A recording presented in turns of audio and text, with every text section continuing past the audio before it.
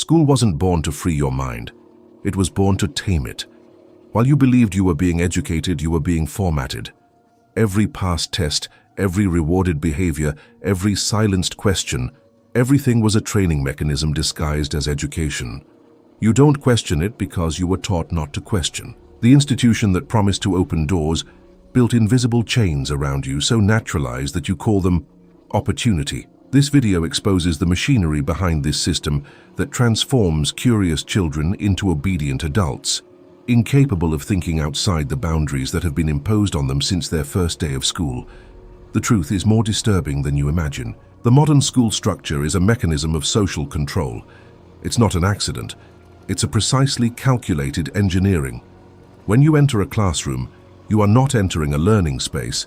You are entering a space of behavioral conditioning. The student sits, stays quiet, raises their hand to speak, waits for permission to leave. These rituals do not exist by chance. They exist to teach submission. The child learns through daily repetition that their will does not matter, that there is an authority that decides what they do, when they do it, and how they do it. The official curriculum proclaims to teach critical thinking. At the same time, it punishes any thought that deviates from the expected. The student who questions the teacher is labeled as problematic. The one who thinks differently is referred to guidance. The dissonance is clear. You are taught to think, but only within pre-approved parameters. Questioning the structure is not welcome. Questioning the official narrative is not welcome. Questioning authority is not welcome. When Nietzsche wrote, "He who has a why can bear any how," he was talking about the importance of questioning the meaning behind things. But the contemporary school removes the why. It only offers the how to solve this problem, how to answer this multiple choice question, how to pass this exam. Memorization replaces understanding. The student who memorizes passes. The student who understands differently fails. That's the secret. School is not interested in turning children into authentic thinkers. It is interested in turning them into beings who obey without questioning. The punishment for thinking differently is social and institutional. The student is ridiculed by the class, repressed by the teacher, recorded in the class register. Over time, the child internalizes this rejection. They learn that it is safer to conform. It is safer to repeat than to innovate. It is safer to be right according to the manual than to be right according to your observation. The power of the institution is not in physical force. It is in the ability to destroy the child's questioning spirit through humiliation, social isolation, and rewards offered only to those who align. How do you respond to this? Do you realize that even now you may be repeating ideas that you never questioned? There is a vast difference between learning something and simply accepting something because an authority says it is true. Uniformity is the goal, it's not a side effect. School standardizes thoughts, answers, behaviors, and eventually, dreams. Everyone studies the same subjects at the same times with the same answers considered correct. There is a single path to success, and any deviation is presented as failure. The student who wants to learn through practical experience is forced to remain seated. The student who learns best alone is kept in groups. The student whose mind works differently is medicated, diagnosed, normalized. The child enters school with an infinite potential of possibilities. They leave with the prefabricated model of a successful citizen. They have learned to measure their worth through grades. They have learned to compare their performance with that of others. They have learned to accept rewards and punishments as legitimate methods of control. They have learned that authority is unquestionable. They have learned that conformity is safety. The system has successfully created an individual who no longer needs external surveillance. They surveil themselves. This standardization has profound consequences. Unique individuals become numbers. Unlimited potentials become standardized curricula. Authentic questions become multiple choice exercises. The school does not celebrate the individual, it erases them. The student who excels in areas not in the curriculum is ignored. The student who could revolutionize a field through a creative approach is forced to follow the traditional path. The system does not recognize multiple forms of intelligence. It recognizes only one, the intelligence that fits into standardized tests. Schopenhauer observed that a man only truly thinks when he is forced to think for himself. But the modern school precisely eliminates this obligation. It offers ready-made answers. It offers prefabricated meaning. It offers a map of the world that you must only memorize, not explore. The individual is replaced by the mass. Singularity is replaced by conformity. And the most disturbing thing is that this transformation happens so gradually that the child and their parents believe they are receiving a quality education. The factory produces its products with impressive efficiency. They leave school knowing how to respect schedules, follow instructions, and not make noise. But they leave without knowing who they are. They leave knowing how to answer questions that others have asked, but they don't know how to ask their own questions. They leave prepared to occupy a space in the system, not to transform the system. And that is exactly the result that the mechanism was designed to produce. The teacher is the most crucial piece of the machine, not because they have power, but because they don't. The teacher believes they are in a position of authority, but they are completely subordinate to the system. They are an agent of control who is unaware of their own enslavement. That is the brilliance of the mechanism. It does not require conscious conspirators. It requires only well-intentioned people doing their job within the parameters they have been given. The teacher receives instructions on what to teach, how to teach, and often how to assess. Their own thinking is constrained. They cannot structure the class according to the needs of the students. They must follow the official schedule. They cannot explore fascinating topics that arise. They must stay within the approved curriculum. They cannot challenge the institutional narrative. They must reinforce it. If the teacher tries to go outside these boundaries, they are warned, negatively evaluated, or removed. Over time, the teacher internalizes these restrictions. They stop trying. They stop questioning why they are teaching X instead of Y. They stop wondering if the methods used actually educate or merely domesticate. They become a transmitter of content, not an educator. The passion for education is replaced by task management. The role could be filled by software, and in many contexts it is being. Dietrich Bonhoeffer wrote about the moral responsibility to question unjust structures. But the teacher is trapped within a structure that punishes any real questioning. They can question specific methods, teaching techniques, teaching materials, superficial things. But they cannot question the very purpose of the system. They cannot question whether the school should exist as it does. They cannot question whether it is really educating or training, because doing so would put them in confrontation with the entire institutional architecture that employs them. The result is tragic. The teacher who entered the profession to transform lives becomes an instrument of domestication. He reprimands the student who thinks differently. He punishes questioning. He rewards obedience. He does all this believing he is helping. He does all this while his own creativity, integrity, and freedom of thought have been progressively suffocated by bureaucracy. The trap is perfect because it is invisible. The teacher does not see himself as an agent of control. He sees himself as an educator. Parents do not see the school as an institution of domestication. They see it as an opportunity. Students do not understand the mechanism because they are inside it, and the system continues to function, perpetuating itself, reproducing itself with each generation, with the enthusiastic help of those who suffer from it. Behind each subject, each grade, each test, there is a silent and systematic lesson. It is not written in any lesson plan, it is not explicitly announced, but it is taught with impressive consistency. That lesson is, don't aspire too high. Accept what you are given. Your ambition will be channeled into approved parameters. Your creativity will be domesticated. Your ability to question will be eroded until it disappears. The formal curriculum teaches mathematics, history, science. The invisible curriculum teaches something deeper, your place in the hierarchy. Students constantly receive messages about their potential through grades, comments, and comparisons. Some are identified as elite students, others as average students, and still others as students with difficulties. These categories do not necessarily reflect actual ability. They only reflect how the child fits into the parameters that the school values. But the child internalizes this classification as a fundamental truth about themselves. School does not teach how to think. It teaches what to think. There are right and wrong answers. There is no room for interpretation, for investigation, for genuine exploration of ideas. The student who comes up with a creative answer that does not match the answer key is wrong. regardless of its logical validity. The student who questions why one answer is correct instead of another is seen as problematic. The only acceptable answer is the expected answer. This standardization of thought produces a population incapable of genuine innovation. Innovation requires courage to try something that has never been done before, to make mistakes, to learn from mistakes. But school penalizes mistakes.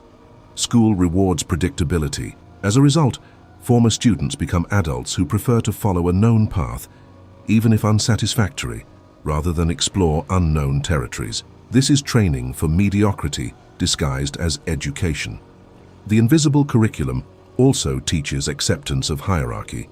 The student learns that there are people who decide and people who obey. There are people with the authority to evaluate and people whose lives can be judged by these evaluations. He learns that challenging authority brings negative consequences. He learns that conformity brings rewards. These lessons are so deeply internalized that the adult reproduces them in all contexts: relationships, work, politics, life.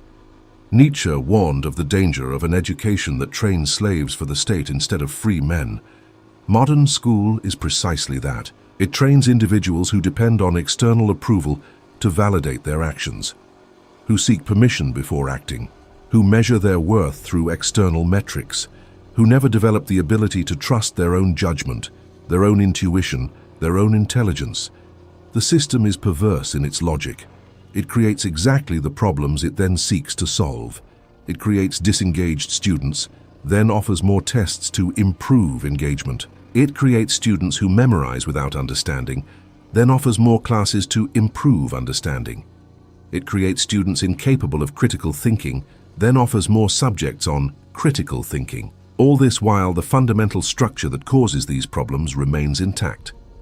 What did you really learn in school, besides the content you probably already forgot? A child is born with unlimited creative potential. They imagine, experiment, create, destroy, rebuild.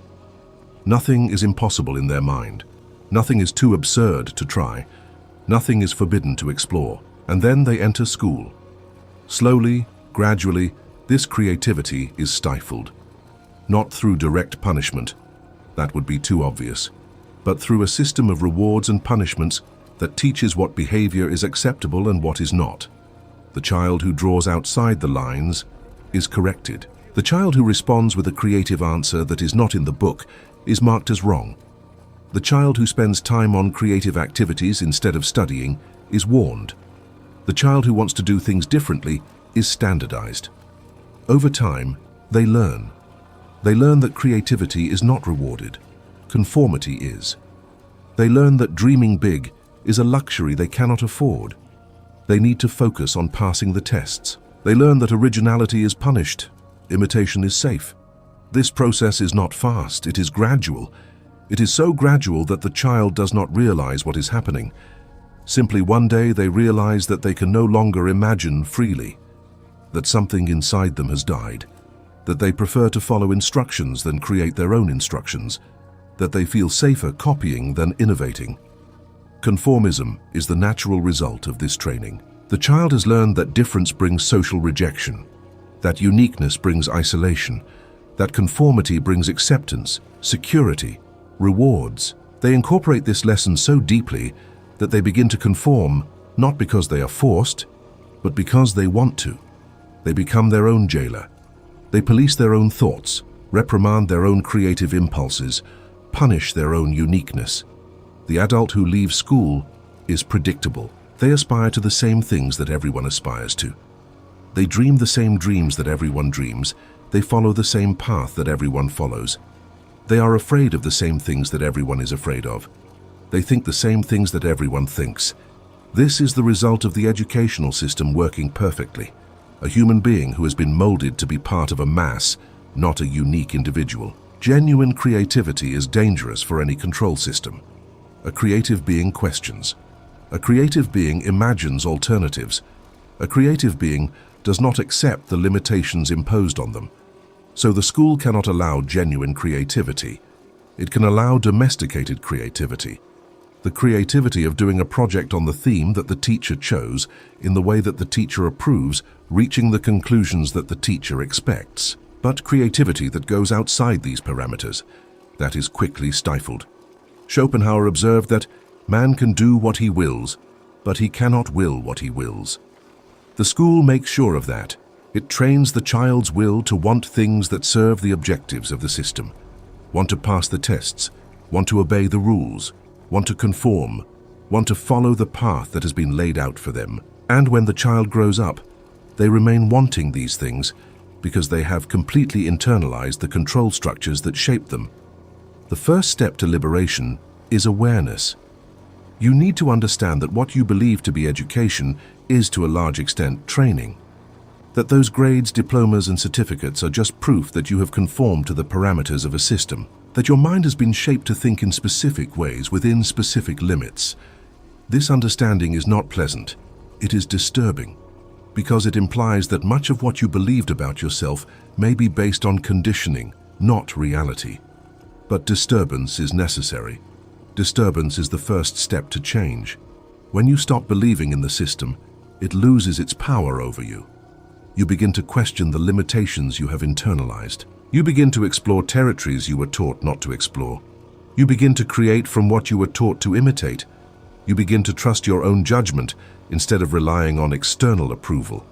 This is dangerous for the system, but liberating for you. Mental unschooling requires breaking with deeply ingrained habits. It's easier to think inside the boxes you were given because you've spent decades learning how. It's easier to seek the approval of authorities because you were taught that your safety depends on it. It's easier to conform because you were trained to do so. But easy is not free, and you wouldn't be seeking to know all this if you had easily accepted your enslavement. Question everything you've been taught about how things should be done. Questions you answer automatically, answers you provide without thinking. These are evidence of conditioning. Ask yourself, why do I think this way? Because an authority told me, because I tested and validated it, because I internalized it as truth without investigation, because I fear the consequences of thinking differently. These questions are uncomfortable. The discomfort is evidence that you are beginning to awaken, reconnect with your childhood creativity. Not in the domesticated way that school allows, the genuine creativity that precedes all formal education. That creativity that creates without fear of judgment, that experiments without fear of failure, that imagines without limitations of how things work in reality. This ability has not disappeared. It has only been repressed. It can be reactivated. It requires courage and persistence because you have been trained to repress it. Cultivate the habit of questioning authority, not in a childish and impulsive way, but in a rigorous and intelligent way. Why does this person have authority? What is the basis of their expertise? What is their incentive? What is the evidence behind their claims? Questioning does not mean disrespecting. It means investigating. It means refusing to accept blindly. It means taking responsibility for your own understanding of the world. Seek unschooled education. This can mean many things: self-directed reading, genuine mentoring, experiential learning, horizontal learning communities. It means educating yourself according to your authentic questions, not according to a prefabricated curriculum. It means learning because you want to understand something, not because you will be tested on it. Liberation is continuous, not definitive. You don't escape conditioning all at once. It is constantly reproduced by institutions that depend on your submission: school, work, media, government, culture. You need to be permanently alert, permanently critical, permanently questioning. Because the tendency is regression. The tendency is to return to the comfort of conformity. It takes strength to remain free. Bonhoeffer wrote, "Truth is not an idea, it is a person. And that person, yourself in your entirety, with your authentic questions, your genuine creativity, your independent judgment, is waiting to be awakened, not by school, not by authorities, but by you, through courage, questioning, and refusal to accept your own mediocrity as an inevitable destiny. The system will continue to work with those who accept its logic. You can choose to think differently, and that choice is the beginning of true education, the kind that no institution can offer, because it is about liberation, not control. Before we say goodbye, can you identify at this moment a thought of yours that is truly yours, or are you still reproducing what you were taught? If this message touched your perception of education and control, type in the comments. Deschooling my mind. Don't forget to share this content with those who need to question their mental structures. Activate the bell and subscribe for more brutal philosophy and analysis of control systems. See you in the next video.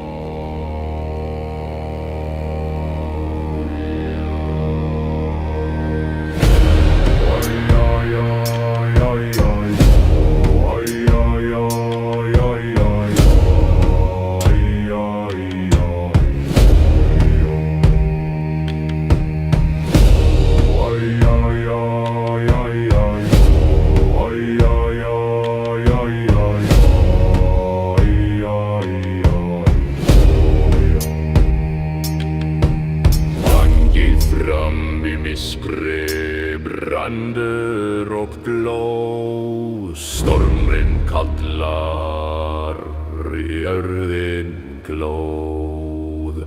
Svärlisa spår, skjauder bär sår, ulfar räida nåt visa vår. Valhöll ser oss blodigt bunnir män, hjärtat bränner med eld i skuggar Viksinsen. Broderfälter sist i grötrör och viner radder vi hamastråter. Ronar ristas av kaldan stöin, huveder jarm brottnar ej ner. Oj, oj, oj, oj, oj. Oj, oj, oj, oj, oj. Oj, oj, oj. Oj, oj, oj, oj, oj. Oj, oj, oj, oj, oj. Oj, oj, oj.